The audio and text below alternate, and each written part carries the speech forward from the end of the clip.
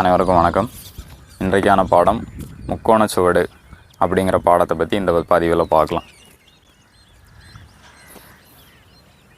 முக்கோண சுவடுங்கிறது என்னென்னா, முக்கோண வடிவத்தில் 3 காலடிகள் பயன்படுத்தி வீச்சு முறைகள் தொடுக்கிறது முக்கோண சுவடு. அதாவது முக்காலடி சுவடு அப்படின்னு சொல்லுவாங்க.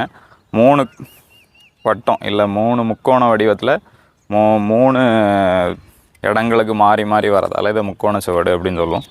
என்னென்னா, இன்றைக்கி கால் பாடம் மட்டும் பார்க்கலாம். அடுத்த பதிவில் வீசுறது எப்படி அப்படிங்கிறத பார்க்கலாம்.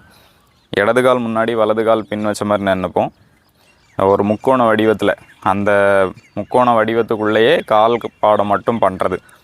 இடது கால் தூக்கி பின் பக்கமாக வலது பக்கமாக கீழே பின்னாடி இறக்குறப்போ வலது கால் எடுத்து முன் பக்கமாக மேலே ஏறி முன்னாடி வைப்போம்.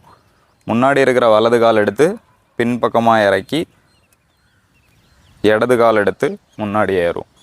இது அப்படியே மறுபடியும் இடது கால் பின் பக்கமாக இறங்குறப்போ வலது கால் தூக்கி முன்னாடி, வலது கால் பின் பக்கமாக இறங்குறப்போ இடது கால் முன்னாடி. இதுக்கு அடுத்த பதிவில் வீச்சோட சேர்த்து வீசுறது எப்படி அப்படிங்கிறத பார்க்கலாம். நன்றி.